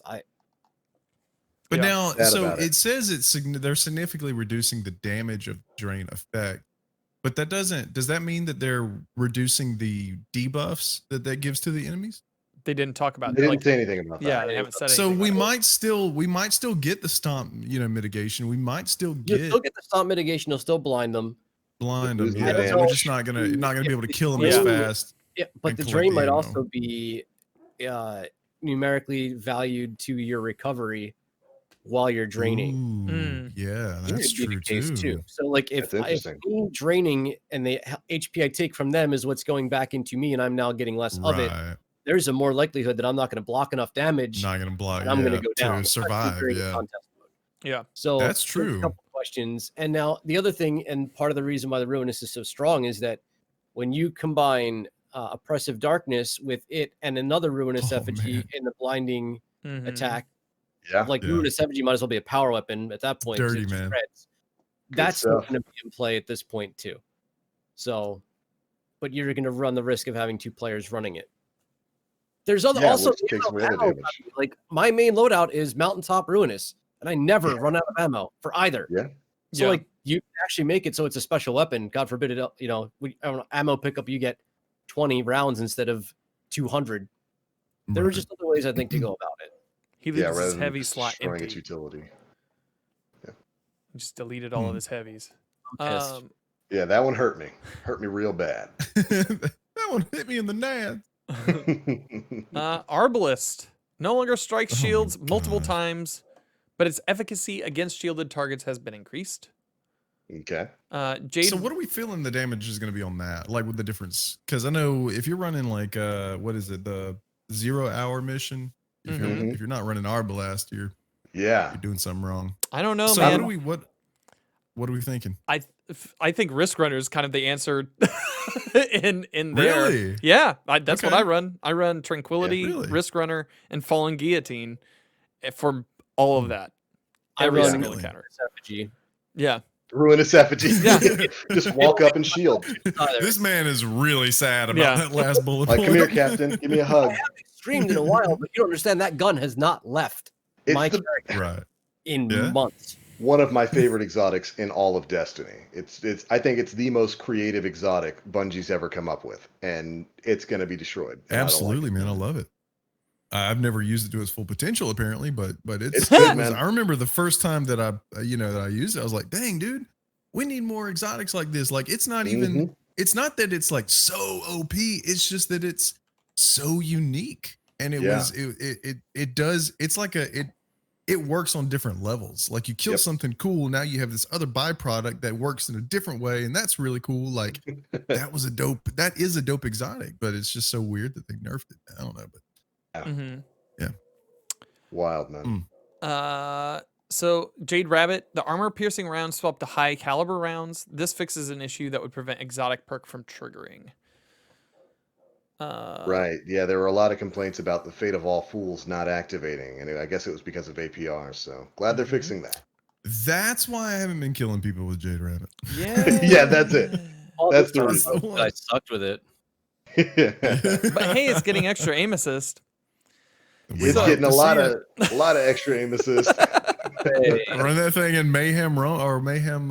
What is it that's going on right now? Momentum control. Momentum. Yeah. Just this week, and then it's gone next season. Yep. Better get that catalyst, boy. Oh, yeah. Yeah. Heard about that. Momentum I love so much. Yeah. Moving from that, we go into adept weapons. Yeah, we're gonna have to lightning round this. Yeah, we're gonna have to like start hitting it, guys, because I don't know if we'll be able to do community questions because I have questions about things from last week for you guys to talk about. So they can wait till next week. Yeah. Adept weapons. Here's how adept weapons differ from base weapons. Masterworking an adept weapon grants additional stats, plus 10 to the primary stat as usual with the specific masterwork of the weapon, and plus 3 to all alternate stats. Adept weapons can use either a standard weapon mod or a new adept weapon mod earned when going flawless. A unique adept shader has been made for these weapons. These shaders are not awarded as consumables when dismantling an adept weapon. As such, they cannot be applied to other pieces of gear. Adept weapon mods. These mods come in 2 varieties. Weapon stat boosts, each of which grants plus 10 to a particular stat in a similar way to Masterwork stats. Example, adept range plus 10.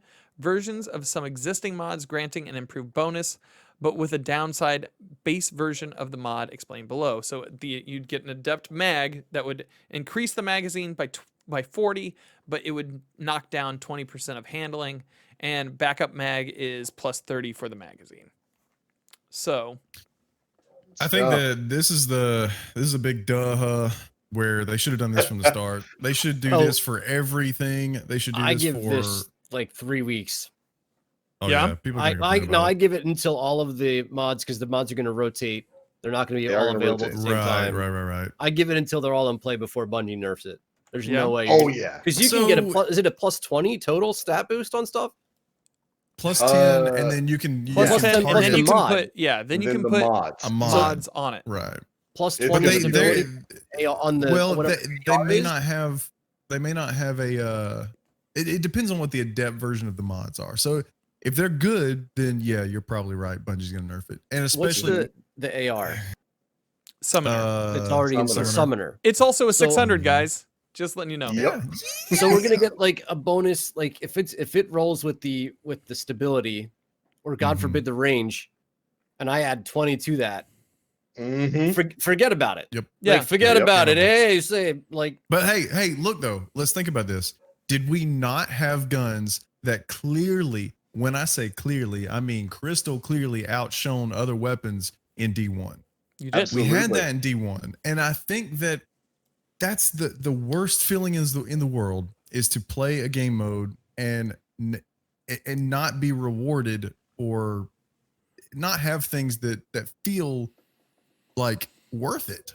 You know, like but I mean, it's gonna be weird, man. I think that it's gonna be one of those things where it's going to go really bad at first. The community is going to get real butthurt because like 2% of the community is going to have these adepts starting out. Patently better weapons, yeah. Right. And so they're going to be getting fried in Crucible just like they were with Luna's Howl and Not Forgotten. So everybody's going to get real salty. But I think that if Bungie can kind of slide into this thinking and this acting that's outside of the realm of knee-jerk reactions to issues, and then let the data kind of speak for itself, like they're kind of doing, Yeah. then maybe we can kind of settle into some good feeling things. But I don't know, man. It's gonna be different. Yeah. But I love the adepts. I love the adepts. I was going to say, I think it's a good thing overall because it gives people a reason to play Trials. And a reason to play Trials over multiple weeks and multiple seasons. They go on to explain in this section, you're going to have different mods available for different weeks. You're going to have that shader that you can only apply to like a weapon at a time or something like that. So you're incentivized to grind to go flawless multiple times for multiple copies of adept weapons with different roles, for multiple mods for those things, for multiple shaders for those weapons. This is exactly what Trials needed when it came back months ago. This is exactly what they should have had. Anti-cheat. Yeah. Oh yeah. Good Lord, anti-cheating. Thank goodness that's happening now. I feel like, you guys both have a point. It's good. I think there should be weapons that are statistically better and that are worth people's time to grind out in here. I think they're absolutely going to be complaining about it and nerfing it at some point in time in the future. But the one, I think, kind of beam of light I see out of this is the fact that Bungie announced something a couple of months back when they first mentioned that they were going to be bringing adept weapons to Trials. Trials isn't going to be the only activity that gets adept weapons. Exactly. Ordeal Nightfalls are going to be getting them too. And I hope, they haven't announced this yet, but I hope to God in the future, raids, Dan, are going to get adept versions of weapons Heroic too. versions of the raids, why not? Give us adept stuff in there too, because it's incentive. This is a game, it's a looter shooter. You got to have the loot that people are going for. And right now, Trials doesn't have it. You play your 3 games, you roll for your summoner, and once you've got that, you're out. And if you catch it on a week where you're getting it from the reward packages and it's a drop, you're getting multiple drops. Like why in the world would I care to go flawless, especially against cheaters and aimbotters and stuff like that? So I'm thinking that Trials is gonna feel not fixed, but it's gonna feel inherently better come Beyond Light, because right now, all these cheats and these programs, they work on the current version. So as soon as there's an update, it's going to kick everybody out, and there's not going to be a supported version past that. So, I'm really looking forward to the way that this is going to shape and change Trials moving forward. I think there's still a lot of way to go, but I think this could be good. Right on, man. Same. Big same. Looking forward to it. So that was I think there's just one last thing to mention real quick, and that's that with the start of year 4, November 10th, certain seals and their associated titles will no longer be available to earn. Players will need to unlock and equip the following titles to before this date to guarantee that the completions are recorded to their accounts. So Shadow, Reckoner, Blacksmith, Wayfarer, Chronicler, and Forerunner. If you haven't unlocked and equipped it, do that. I know a lot of people don't check off a bunch of crap in their triumph lists. I know when it blinks when I see it on stream and it's blinking, it drives me crazy. But so if you have them, unlock them. This way they actually count. And that's it. Yeah. Yep. Get it done. Sweet. Well, all right. Yeah. So that's this past week's TWAB. Yeah. So I have 3. Meaty. Meaty. And last week's was as well, I feel. I have 3 questions for all of you. The first, I want to talk about Perfect Aim. And I want to talk like your reactions to that being that cease and desist. How do you feel that Bungie is like how are you knowing that Bungie is taking these steps against some cheating sites, and what do you hope to see come out of this in the future? So I actually posted a tweet when as soon as I saw that, I posted a tweet and I actually apologized because I know myself in the heat of PvP battle, when I just get frustrated, man, and I'll hop on Twitter and be like, Cosmo, Deej, everybody that's not even paying attention to me, why aren't y'all doing something about this? Like, and I think so. Here's the thing with the PvP community. It's not that we always need an answer. It's not that the PvP players always need an answer. They just need to feel heard, and they need to know that somebody's working on it. And as we've all seen, I mean, they have been 0 dark 30 on everything when it comes to cheats, right? Yep. So we feel unheard. We feel like you don't care about us. We feel like we're not a priority. The thing about it is, and this is something that I think this made me realize, Bungie plays their cards close to the chest when it comes to stuff like this. And I think that there's good reason to do that, but I also feel like you've got to find a balance there.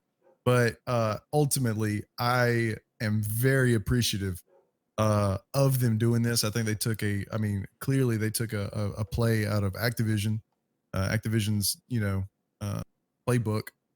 Doing this, Activision just did the same thing and pretty much shut down cheaters in Warzone. I think that ultimately this is a really good start because let's face it, you can build a great anti-cheat software, but it's only going to do so much. And people can always, as long as there's people supporting this program, it's going to like shift to, to always adapt in versions moving forward. So ultimately what you want is to shut them down. And this is a huge move for Bungie to actually take legal action against somebody. I think is a big step. And I think it's a big step in the right direction. I think it shows us, it's almost like an act of good faith, right? Like it shows us that they're taking this serious, whether or not they talk about it a lot or advertise what they're doing. And I don't even think anybody's really talked about from the Bungie camp talked about it. I think that it was just a screenshot that was shared from, through the community. Yeah, so they they're didn't still kind of playing it close. Yeah, they're still kind of playing it close to the chest. So I can appreciate that.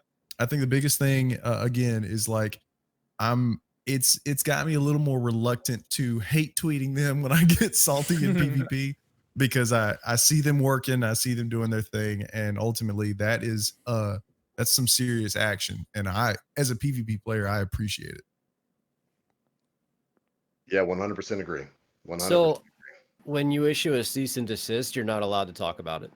Mm-hmm. So Bungie by law can't say anything about it. It's a lawsuit. They're suing them. It's legal action. Bungie is not able to comment on what they're doing. The screenshot that was cycled around the community came from the website that Grenadier Jake, I think, was the first person I had seen who had been discussing it because checking it out to see if anything changes. It's huge. It's a battle. It's winning a battle in a environment where you have to wage war. And so one victory, there are still other issues out there. There's still other programs out there that are available to players. And let's hope this is just the first swing of the baseball bat at the at many pitches that are coming The down. man hammer. Yeah, coming down that pipeline. So I think it's huge, Yeah. and it just kind of sucks that it had to take as long as it did. Mm-hmm. Yeah. I think 100%. a lot of the player base suffered. I know that trials has been awful. I know comp has been Absolutely. terrible. And so hopefully the community can kind of heal from this and keep going. And now that the loot pool for end game activities is starting to kind of be worth more, Yeah. it's even more crucial that they keep it up. You know what I mean? Keep it up. Good job. Right. Keep it up. Yeah, I agree. So, and this also comes at a time before we're going to have a raid race, which is the second topic that I'd like to talk about. Oh, man, yeah. We have a raid race that is coming on November 21st, a full 11 days after the release of Beyond Light. That kind of helps with some of the legitimacy of that raid, as well as some efforts that they're going to be taking with an outside data team. Is that correct? Dude. That's interesting. Yeah. Yes. Yeah. And Yeah. how amazing was that? They worded it last week where, look, if somebody finishes, don't stop, keep going, because we're going to sit there and validate. We're going to go through, make sure that these encounters were finished and not in shady ways. And we're going to make sure that whoever is awarded world's first gets is legitimate. And I think that was, I think everybody was concerned about that, right? Because I mean, it's clear you can look at all the videos of people walking around with full auto 1,000 RPM hacks and xenophages. aimbot aren't going to help you in a raid. If you have a billion Whisper of the Worm shots where it's a full auto Whisper of the Worm, that's where immunity phases are going to get skipped. Bosses are going to go down immediately, kind of thing. So I think that's huge, and I think that really that's happy about that. Yeah, I really, and I'm happy about the date too. Like, I'm glad they're giving everybody a week to prep for it. Even people that are a little bit behind, if they sit down and grind for a week, they'll be in plenty good shape to run. Yeah. So I think all around the raid race information that came out that I've seen was big brain moves from Bungie. I think it was a good call. Yeah, 100%. I think good decisions all around there. I'd agree with that. It's a big thing to give people a week and a half of time to actually enjoy the content and get acquainted with the new abilities, the new sandbox, and all that kind of stuff, rather than the usual. You have about 3 or 4 days to grind yourself up to max light, where you're not even really having fun. You're just finding the most expedient way of leveling up and just grinding that for 12 hours a day. Yeah. So I think great decisions on Bungie's part. Depending on how the XP shakes out, maybe doing the same thing. If strikes end up being the fastest way to level, you're going to see a lot of Lake of Shadows. Oh yeah. Well, but I'm sure we'll get through the story stuff. We'll have time to kind of to take it in and enjoy it, and then have a few days of just like pure nose to the grindstone grinding. Because of course with contests there's going to be a maximum effective light that you can go in there as. I don't remember what it is. But I think they said the artifact was going to be disabled. See, yeah, so it's just whatever max light is. Yeah, whatever that max effective light is going to be. Once you reach it, you can just relax. You can relax and just go actually enjoy playing the game rather than grinding. Your score of 1230, anything above 1230 will not help you. Okay. Yeah. That's good. Yeah. I like gear that. score, already not artifact score. Artifact will not help. Your gear artifact score does not matter. But artifact mods may. Mods will matter, probably. So you have to level your artifact to get the mods. Yes, and in order to do that, you're probably doing bounties in lost sectors. Yeah, that's a normal part of leveling, though. Yeah, and I'm assuming there will be a battle pass with this as well. So whatever levels you get there. Absolutely. Yeah, there's no chance that they didn't. I'm assuming they want to make money this time around. Yeah. Yeah. Right on. And so yeah, I just wanted to get your thoughts on that. Also, our fair Deej, our fair head community manager is leaving with Beyond Light. How, if you could say one thing to him personally, what would, like, you're stuck in an elevator with him, you only got like a minute to say like something nice, like your hands are a little clammy. Maybe I'm just talking about me, But what would you say to Deej about if I was in an elevator with him? Yeah, if you were in an elevator with him. I would ask him if that was him or if it was me. I would legitimately say, you know, I don't think I've ever seen anyone. I think that there were times where he was quiet, where he should have spoke up, but I think that there were times where he said the right things at the right time. I don't think I've ever seen anybody in a community position handle that role with such grace. Yeah. And patience, because let's be honest, man, I know that man saw some nasty tweets. Mm-hmm. Yeah. There's a limit to how salty I allow myself to get on the internet, but I know that a lot of people don't have those checks and balances in place. And I know that he probably saw a lot of nasty stuff. So, good on him for handling it the way that he did for as long.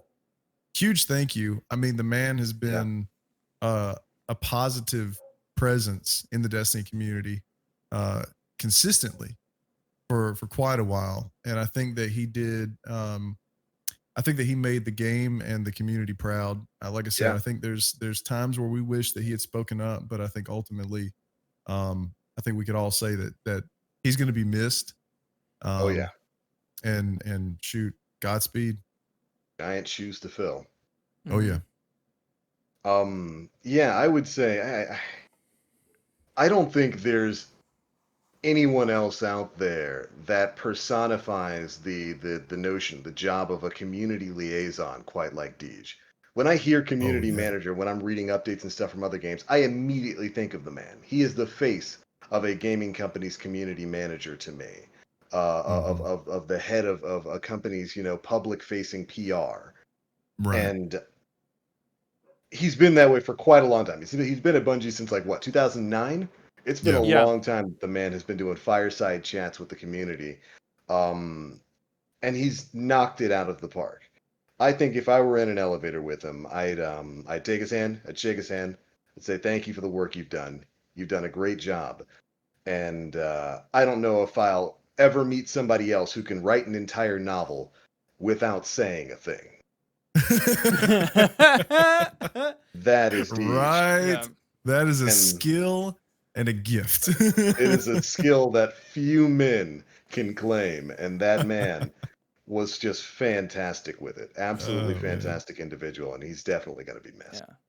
Yeah. For sure. So I'm very awkward around people that I admire. Yeah. And Aura, that's why I was awkward around you around Guardian Con. You're not awkward. So I would be almost afraid. I would be almost afraid of seeing him in the elevator, and I might say something to him. I might just stand there like, don't say anything to him because you're just going to be an idiot. Or the other side is that I'd thank him for all that he's done for the community, for being a part of a community that has felt like a family and has given opportunity to me, and for being a leading voice in that. And also, so I was unemployed in 2018 for about like 3-4 months, and there was I forget how it came about, but I think he posted on Twitter just like a thread about how when he was unemployed, before going to work at Bungie, how he went about it, and it was an inspiring read, and it really helped me in a time that was kind of, it's one of the darker moments in my history, and it was to know that somebody that I admired had gone through that, and then how they went about it helped in that small way. So I'd probably that says a lot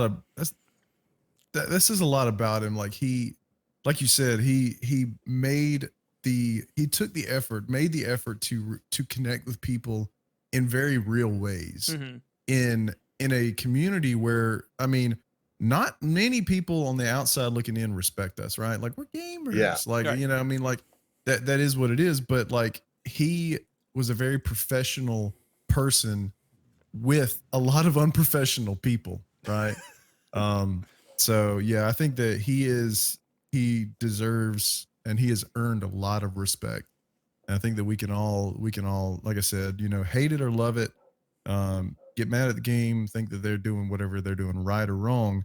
I think that Deej has been handled that position with a lot of patience and grace.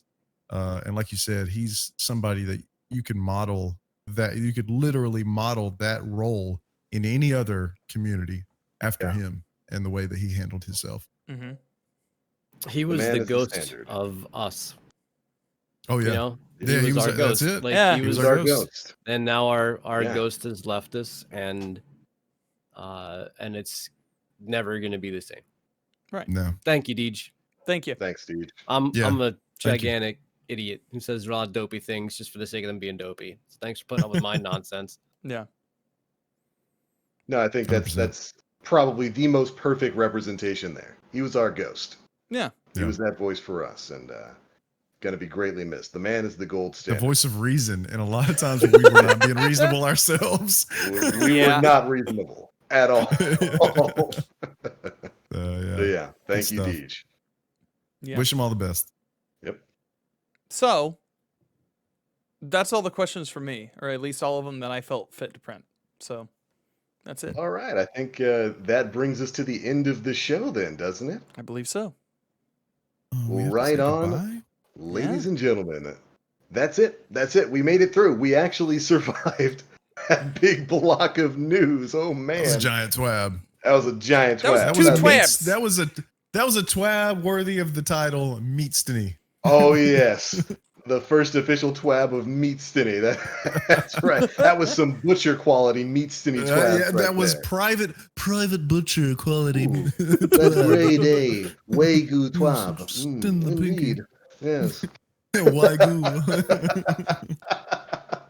Well, all right, everybody. That is it for episode 258 of the Planet Destiny podcast. Thanks so much for tuning in. This one has been a lot of fun. Very special thanks to our special guest. Dude, you were great to have here, man. Oh, dude, it was thank you so much, man. It was great to be here. I really appreciate it. Pleasure, a privilege to be here among you guys, man. I appreciate having me. No, it was a pleasure to have you along. And man, do you fit in perfectly. It was great. That was fantastic. Vanilla, baby. I just go with everything, right? I just go with everything. Well, right on. Again, thank you so much for joining us tonight. And at the end, of course, we like to give our guests the opportunity to let everybody know where they can be found across the internet. And so these next few moments, the floor will be yours, my friend. Take it away.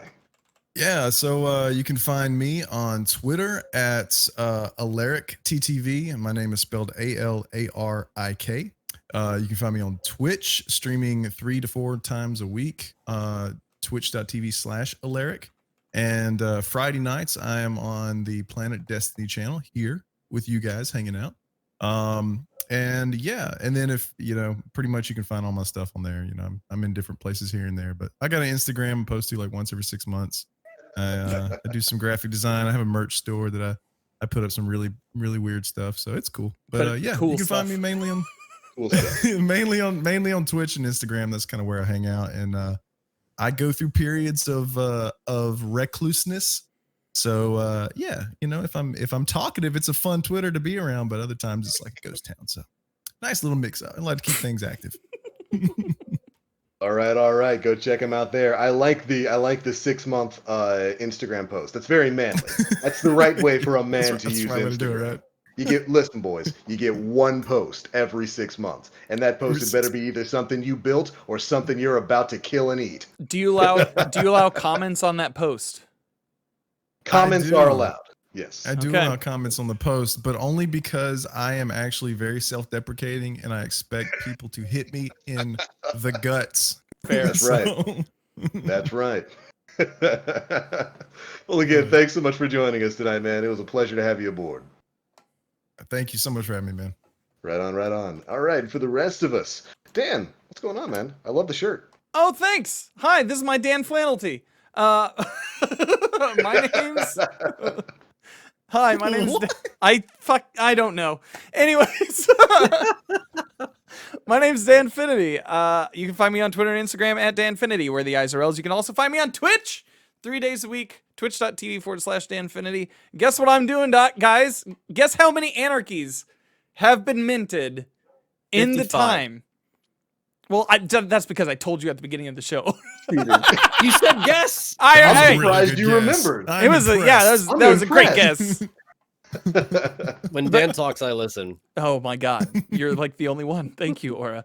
Yeah, so we've helped 55 people in the Destiny community get anarchy over the past couple weeks, and So courageous. We did so courageous. 10 on Tuesday, which was insane. 1 on Thursday because Xbox, and then today we helped 3 people, and it's been a lot of fun, man. Or we helped 4 people. We helped four people, yes, and yeah, it was a lot of fun. So if you're looking for it, come hit me up. That's my goal. Is 100 by the end of the year, or the end of before Beyond Light. So before Beyond Light, yeah. So weeks. Hit me then. We got a couple weeks to get 100. You're a good man, Dan. Good dude. I try. I'm going to give you that really terrible dad joke about the flannel shirt for that. You've done good work. Thank you. Good boy. Thank you. Aura, what about you, man? Hey, I'm Aura, and you can't find me at this point. Sorry, dude. That's impossible. I'm a ghost. I'm gone. That's it, dude. I got nothing. I'm not. How's you should Layla still doing? Be encouraged. You literally Just can't search find for me. Layla's got feet infections. She's got really bad allergies. We were at the vet this weekend. Poor thing. We're so busy with work and with real life that I haven't even turned my PC on this week until this. Wow. Like my PC hasn't even been on. I've been so busy with stuff. So it probably never will calm down, but I'm going to hold out hope that one day I can get the fuck back in this chair. One day. Keep the signals lit then. Can't wait for that day too, brother.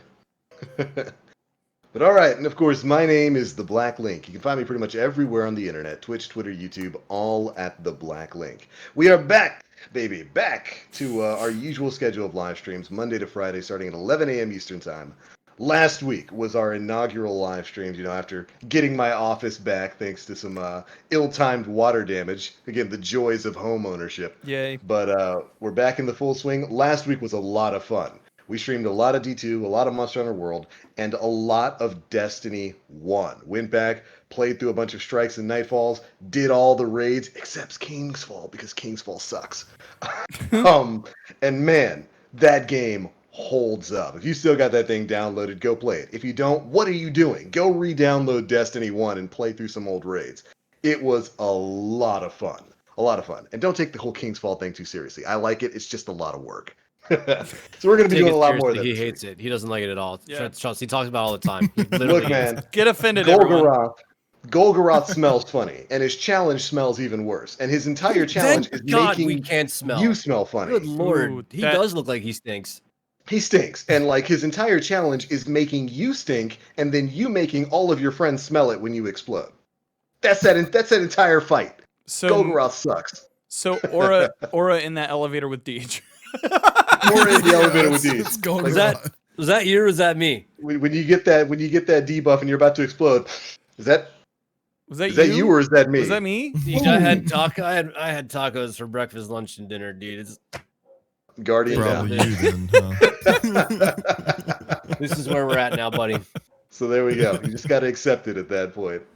But all right, ladies and gentlemen, there we go. That is it for episode 258 of the Planet Destiny podcast. Your guide to this week in Destiny. Thank you all so much for tuning in, and we'll catch you all next week.